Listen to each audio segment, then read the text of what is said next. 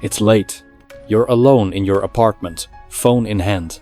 The screen glows, her chat sits there, silent. No reply. Your thumb hovers, ready to type something, anything.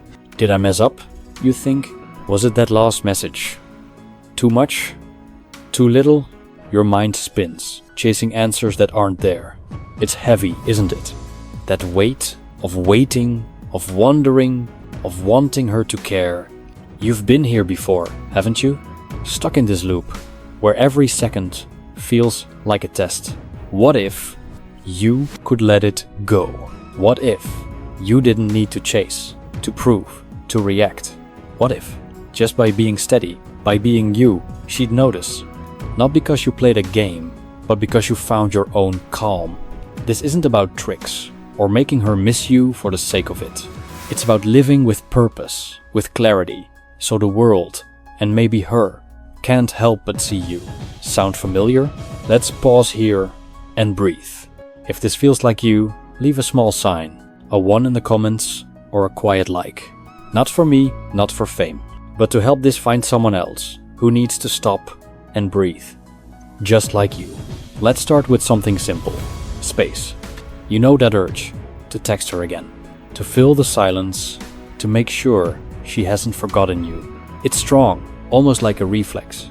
But what if you didn't? What if you let the silence be? Not to punish her, not to play hard to get, but to give yourself room to breath. Marcus Aurelius once said, "The more we value things outside our control, the less control we have." Her reply, her attention, those are outside your control. But your choice, to wait, to pause, that's yours. Think about it. Every time you text, call, or check her story, you're giving away a piece of your peace. You're saying, I need you to notice me, to feel okay. Oh, but what if you were already okay? What if you didn't need her to reply, to know you're enough? Let me tell you about Mark. Mark's 30, a freelancer, always on his phone. He met this woman, Sarah, at a co-working space. They hit it off, texted for days. But then her replies slowed. One word, answers. Hours between messages. Mark felt it, that knot in his chest. He'd type out a message, delete it, type again. Is she bored? Did I say something wrong? He was drowning in his own head. One night, he put the phone down, not because he read some Stoic quote, but because he was tired. Tired of chasing, of guessing. He picked up a paintbrush instead, something he hadn't touched in months. He painted, messy, imperfect, but his. The next day, Sarah texted, "Hey, where have you been?" But Mark, he was different. He didn't jump to reply. He was already lost in his own world. And that's what made her curious. Not his silence, but his calm. Try this. Next time you want to text her, wait 10 minutes. Do something else, anything. Make coffee. Read a page. Stare out the window. Notice how it feels to choose yourself first. What would it be like to let the silence breathe? To let her wonder, without you forcing it? Space isn't reaction. It's freedom for both of you. Now, let's talk about the noise. You see her post, a story, a photo, a cryptic caption, having the best time with a smiley face. Your stomach twists. Is that for me? Is she moving on? Your finger itches to like it, to comment, to show you're still there. It's a trap, not hers, but your mind's. Social media, it's loud. It screams for your attention, pulls you into a game you didn't sign up for. Epictetus said, "It's not what happens to you, but how you react to it that matters." Her post, it's just a post. It's not a message, not a test. But your reaction, that's where the power lies. What if you didn't react? What if you closed the app and walked away, not to prove a point, but to protect your peace? Let me tell you about David. David's 25, a coder, always online. He liked this woman, Emma, and they'd been chatting. Then she went quiet. A day later, her story pops up. A photo, her laughing with friends.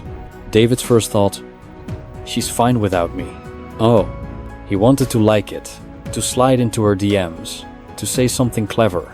But he stopped. He remembered. The last time he chased a post, it led nowhere. Just more waiting, more overthinking. So he put his phone down and opened his laptop. He coded for hours, lost in his work. A week later, Emma texted, "Saw you haven't been online much. You okay?" David smiled, not because she texted, but because he hadn't noticed. He was too busy being himself. Try this. Next time you see her post, pause.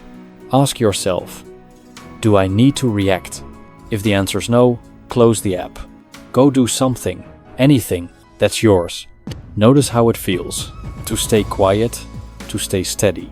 What would it be like to let her wander without you feeding the noise? Her posts, they're not about you. Your peace, that's what matters. Let's shift gears to living, not for her, not for anyone else, but for you. You've probably heard, show her you're doing great. But that's not the point. It's not about showing off or posting to make her jealous. It's about living a life that feels true. Seneca said, "While we are postponing, life speeds by." Every moment you spend worrying about what she thinks is a moment you're not living. What if you stopped waiting for her to notice? What if you started noticing yourself, your joys, your passions, your small wins? Let me tell you about Ethan. Ethan's 27, a writer, always in his head.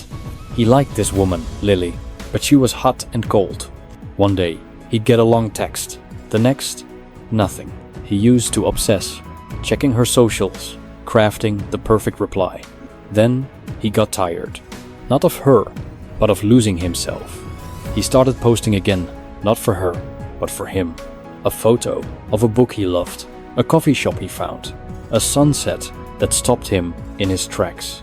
No captions begging for attention, just moments that felt real. Lily saw them, commented once, "You seem happy." Ethan didn't overthink it. He was too busy writing his next chapter. And that's what pulled her in. Not his posts, but his life. Try this. This week, share one thing that matters to you. Not to impress, not to get likes. Just to mark a moment that's yours. A walk, a song, a thought. Notice how it feels to live for you. What would it be like to stop performing? To let your life speak for itself? When you live like that, people notice. Not because you tried, but because you're alive. Now, let's talk about curiosity. Not jealousy, not games. Just letting her wonder. You don't need to make her envious or play tricks. You just need to live. Fully.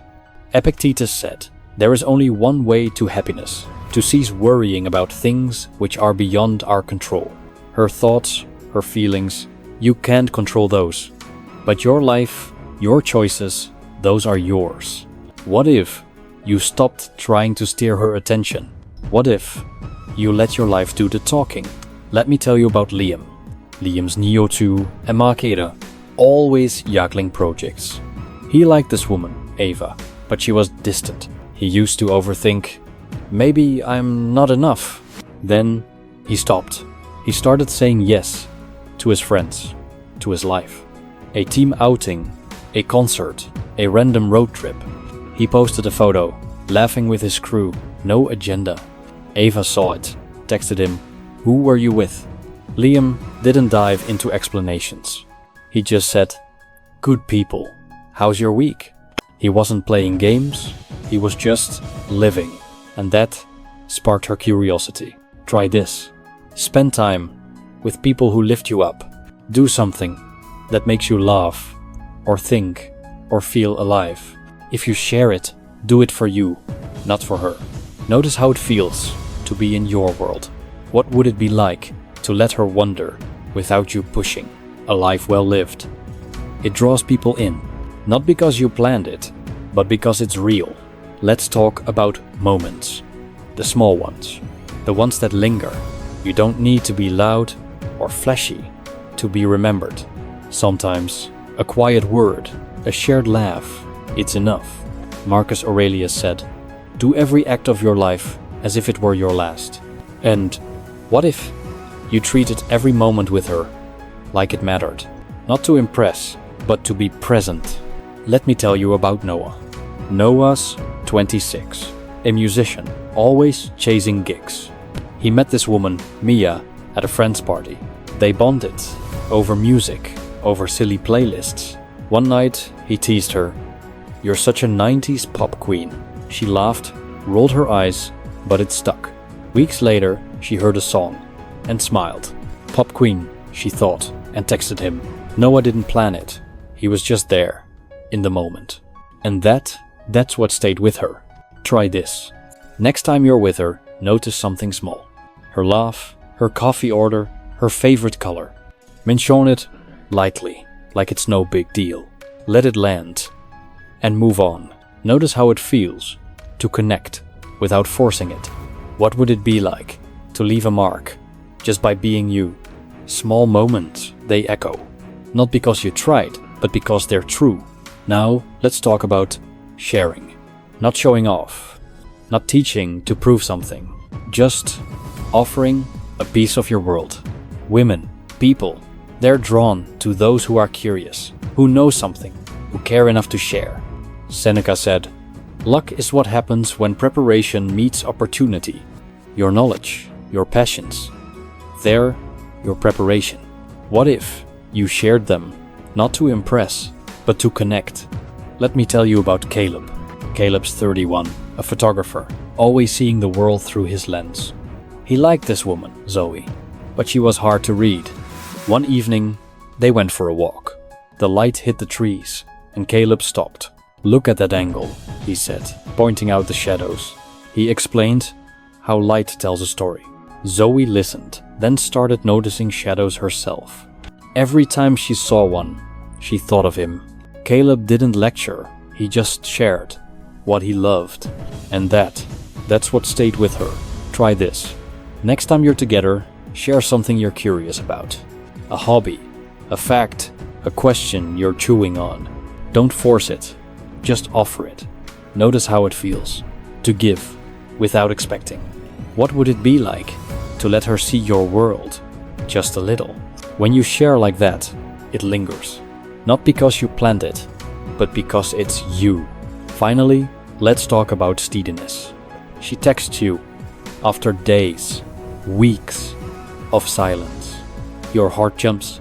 You want to reply right now with everything you've been holding in. But wait, don't leap. Stay calm. Epictetus said, "You have power over your mind, not outside events." Her text, it's just a text. Your reaction, that's where your strength lies. What if you didn't need to rush? What if your peace was enough? Let me tell you about Ryan. Ryan's 24, an analyst, always overthinking. He liked this woman, Claire, but she'd go quiet for days. One night, she texted, "Hey, been a while." Ryan's first urge was to spill everything. How he'd missed her, how he'd been waiting. But he stopped. He breathed. He typed, "Hey, good to hear from you," and left it at that. Claire replied, and their chats grew deeper. Not because Ryan poured out his heart, but because he stayed steady. Try this. Next time she texts, wait a moment. Breathe. Reply short, kind, calm. Notice how it feels to hold your ground. What would it be like to let your steadiness draw her in? Your calm, it's magnetic. Not because you tried, but because it's powerful. Picture this. A lake at dawn, perfectly still, reflecting the sky. No ripples, no rush, just quiet. That's your mind when you pause. When you choose not to react, not to chase, not to overthink. You don't need to make her miss you. Live with purpose, with calm, and the world notices. Tomorrow, when you feel that urge to text, to check, to worry, pause. Just once. See what happens. If this helped you breathe, even a little, come back. When you need it, it's here.